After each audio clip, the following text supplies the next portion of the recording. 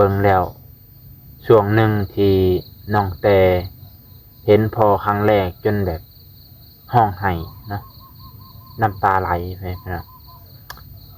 ด้วยความทุกข์ความยากนี่แหละพี่น้องลูกก็ต้องจากลากันอยู่คนละที่คนละบอนนะเพราะความจนนี่แหละพี่น้องเพราะความจนโอ้เรื่องราวมันแต่ว่าเฮาก็ติดตามมาตลอดเนาะคืนนี้บ่าวนงก็เบิ่งจนฮอด4 ทุ่มไปพี่น้องรอติดตามคลิปเบาเตียงนะพี่น้องรอติดตามเบิ่งคลิปเบาเตียงว่าเพิ่นอัปเดตหับใจแต่กะ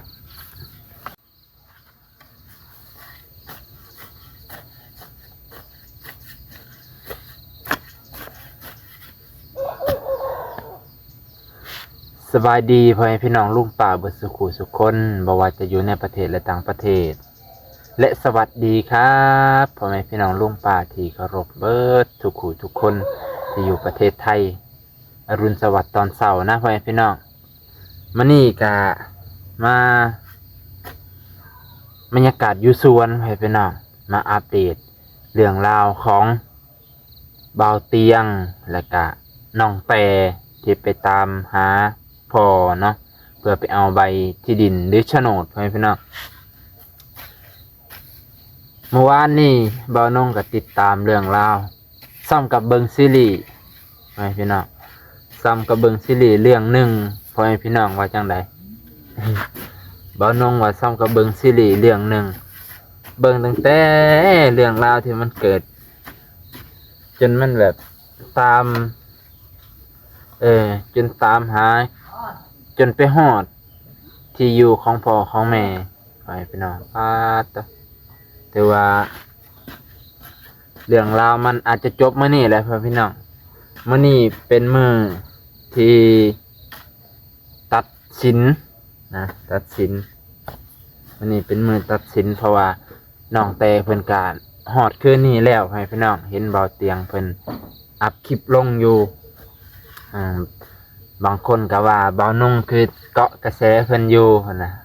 บ่าวนงก็ขอโทษขออภัยนํเพราะว่าช่วงนี้บ่ได้ไปไสพี่น้องก็ยืมกระแสเพิ่นมาก่อนช่วงนี้พี่น้องนะขอโทษขออภัยด้วยเด้อเพราะว่าตามเบิ่งมื้อนี้คือสิตัดสินแล้วว่าผู้ใดสิมีชื่ออยู่ในโฉนดที่ดินผู้ใดมีสิทธิ์แน่พี่น้องมื้อนี้ถือว่าเป็นมื้อตัดสินแล้วบ่าวนงเห็นเวอร์ชันของเบาเตียงตอนพาน้องแต่ไปหาพ่อรู้สึกว่าเบาเตียงเพิ่นจะมีความสุขหลายกว่าพี่น้องเพิ่นมีความสุขเป็นเวอร์ชันเก่าบ่คือกับเวอร์ชันที่ต้องเจอกับปัญหาช่วง4-5 มื้อหลังแต่ส่วนนั้นแบบว่าทุกคนเครียดเบิดนะพี่น้องยูทูบเบอร์ทุกคนก็โอ้ยให้กำลังใจเบาเตียงอย่างในหันก็มีบ่าวนงนำพี่น้องมันนี่ที่ว่าเฮาสิติดตามคดีนี่จนสุดเนาะพี่น้องลองติดตามเบิ่งว่ามันสิจบลงด้วยใดก็เบิ่งบรรยากาศมันมีมุมหนึงพี่น้องมุมที่พ่อของน้องแต่พี่น้องโอ้เบิ่งแล้วช่วงหนึ่งที่น้องแต่เห็นพ่อครั้งแรกจนแบบห้องไห้นะน้ำตาไหลพี่น้องด้วยความทุกข์ความยากนี่แหละพี่น้องลูกก็ต้องจากลากันอยู่คนละที่คนละบอนเพราะความจนนี่แหละพี่น้องเพราะความจนเฮ็ดให้ลูกกับพ่อต้องแยกกันอยู่แยกกันทำมาหากินไปพี่น้องแล้วก็เบาเตียงกะบอกความคิดเพิ่นว่าในแนวทางให้พ่อน้องแต่ว่าที่ดินที่ดอนกับบ่ควรขายก็เพื่อเฮาตอนแก่ตอนชราว่าเฮาสิบ่มีที่อยู่ที่อาศัยนะคือแบบนี้แหละตอนนี้เพิ่นก็ยังแข็งแรงอยู่เพิ่นอาจจะยังทำงานได้แต่พออายุหลายขึ้นเพิ่นเริ่มสิทำงานบ่ได้แล้วบัดเพิ่นก็ที่อยู่ที่นอนก็เริ่มบ่มีนี่ อเสียของการขายดินดอนตอนหญ้าไปพี่น้องนะโอ้บาดเตียงเพิ่นก็บอกสอนพอน้องแต่ดีอยู่ไหมพี่น้องเพิ่นก็เฮ็ดเพื่ออนาคตขอ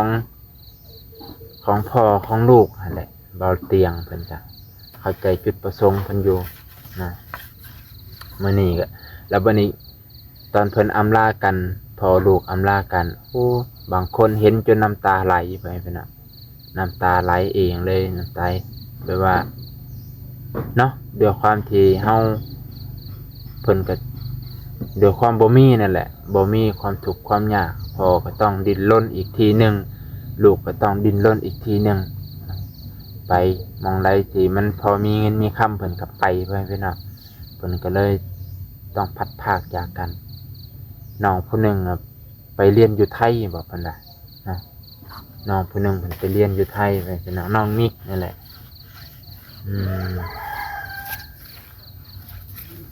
โอ้เรื่องราวมันสุดยอดเลยครับพี่น้องโอ้เรื่องราวมันแบบว่าเฮาก็ติดตามมาตลอดเนาะคืนนี้บ่าวนงก็เบิ่งจนฮอด4 ทุ่มไปพี่น้องรอติดตามคลิปเบาเตียงนะพี่น้องรอติดตามเบิ่งคลิปเบาเตียงว่าเพิ่นอัปเดตหับไปกะสุดยอดอีหลีเพิ่นลงไปใต้วันนี้เพิ่นก็ได้โอกาสไปเยี่ยมยามถามข่าวคนที่เพิ่นได้ซอยเหลือไปพี่น้องบ่ว่าจะเป็นยายคนหนึ่งเนาะป้าคนหนึ่งที่เพิ่นเคยไปปัวอยู่ทางเซโปนนี่พี่น้องเพิ่นก็ไปเยี่ยมยามถามข่าวเพิ่นก็ได้ไปกินน้ำมะพร้าวหมักแพรวทางเพิ่นโอ้สุดยอดมื้อนี้ก็บ่าวนงมาเสียดินไปพี่น้องเตรียมปลูกผักบ่ฮู้ว่าสิปลูกอิหยัง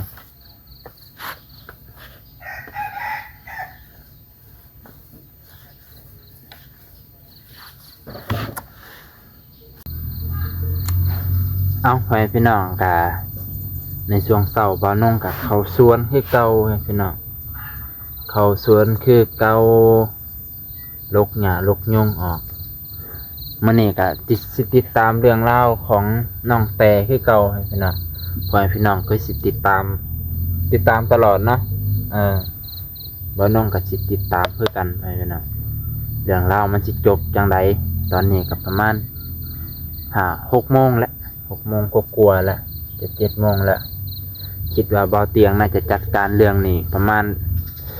9 โมง 10 โมงเช้าให้พี่น้องนะพี่น้องก็ติดตามซับกับซีรีส์เรื่องหนึ่งให้พี่น้องนะว่าตัวช่วงหนึ่งที่เบาเตียงเพิ่นไปหา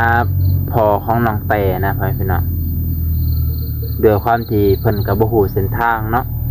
พอน้องแต่เพิ่นก็บ่ฮู้ว่าเจ้าของอยู่ตำแหน่งใดพี่น้องโทรหากันจนได้ถามแม่ขอแม่ค้าว่าเตาถ่านมันอยู่แถวใดพี่น้องจนเบาเตียงกายฮอดบอนพอเพิ่นอยู่พี่น้องจนกายตื่นขึ้นมาผัดแลนมาหาพอเส้นทางนี้ผ่านเมื่อคืนนี่เด้จนกายนะพี่น้องโดยที่ว่าคนบ่แม่นคนพื้นที่เนาะอยู่ว่าแหละเหตุผลที่ว่าเพิ่นขายดิน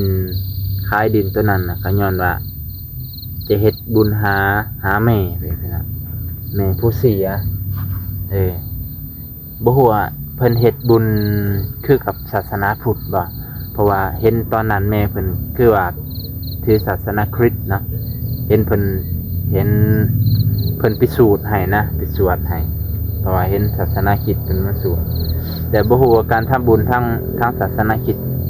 จะเป็นแบบใดบ่าวนงกับบ่ฮู้คือกันนะเพิ่นก็เลยขายดินนั่นว่าสิเฮ็ดบุญหาแม่แต่ว่าเพิ่นก็ยังดีพี่น้องขายดินแล้วเพิ่นก็ยังแบ่งให้ลูกได้พี่น้องแบ่งให้ลูกเบิดทุกคนน้องนิกกับน้องมิกก็ได้หลายกว่าหมู่เพิ่นน่ะได้ 4,000ส่วนผู้อื่นได้ผู้ละ 3,000พี่น้องถือว่าแบบพอ พอน้องแต่น้องตุ๊กนี่บ่าวน้องว่าเป็นคนดีไปนะแต่ว่าเพิ่นก็เป็นคนบอกกล่าวลาวนะเพื่อนพี่น้องว่าจังไดตามบ่าวน้องเบิ่งเป็นคนบอกกล่าวลาวอ้อมน้อมถ่อมตนดีไปพี่น้องนะอ้อมน้อมถ่อมตนรู้จักที่สูงที่ต่ำอยู่พอของน้องแต่นี่นะเพราะว่าช่วงหนึ่งเพิ่นก็น่าจะซอยพอของน้องแต่นี่แหละไปพี่น้องเหยียดเหย้าจนมาฮอดอัดพอของพอของตะไลไปแหละพอของมอไลแหละครับมอไซไปไหนเหยียดเหย้าฮอดไปเลยตัวคือว่าแล้วเนาะน้องตุกกับไปเอาไปเอาน้องไส้ดิกับมันก็เลยต้องอันนี้ไปพี่น้องเนาะเอามื้อนี้ก็ไปพี่น้องก็สิติดตามเรื่องราวของน้องแต่น้องตุ๊กไปพี่น้องว่าผู้ใดสิมีสิทธิ์อยู่ในพื้นที่นั้นในเฮือนหลังนั้นบางคนก็ว่าขายไปเลยบางคนก็ว่าแบ่งกันโลดแบ่งกันกับตามนั่นไปพี่น้องถ้าแบ่งดินกันก็อาจจะผู้ใดได้เฮือนก็ดีไปผู้ใดได้ดินก็ดีคือกันสร้างซาขึ้นมาเองจะให้สายบุญไปสร้างอีกก็คงสิบ่รอดแล้วไปพี่น้องเนาะตัวบ่าวน้องก็ให้กำลังใจน้องตุ๊กน้องแต่ไปพี่น้องน้องตุ๊กก็ตาสงสารอยู่ผู้เดียวผู้เดียวกระเทียมรีบไปพี่น้องอยู่ทางฝ่ายพอพัวทางพูนก็มันก็ซึมซับความคิดความเห็นทางพอพัวร้ายกว่าแต่บางเถื่อถ้าอยู่น้ำเขาเพราะว่าเขาเป็นผู้หลักผู้ใหญ่เนาะมีผู้หลักผู้ใหญ่บ่าวนงตามเบิ่งพอพัวพญายสมเนี่ยเป็นคนโผงพางเนาะบอกเสียงดังบอกเสียงดังมันก็เลยเป็นคนแบบในเฮือนเล่าน่ะขึ้นอาจจะเราเป็นคนคุมเบิดคนคุมคนบอกเบิดบงการเบิดบางคนก็มีบอกพ่อใหญ่สมนั่นแหละเป็นผู้บงการคือวางแผนไปพี่น้องนะพี่น้องก็คิดเห็นจังใดก็อันนี้อ่านจากคอมเมนต์ได้พี่น้องอ่านจากคอมเมนต์เท่านั้นเพราะว่าบ่าวนงก็ไปอ่านในคอมเมนต์ของบ่าวเตียงแน่เพราะว่าบ่าวนงก็ติดตามเรื่องบ่าวเตียงติดเลยนะช่วงนี้ทุกเรื่องทุกเหตุการณ์เลยเนาะ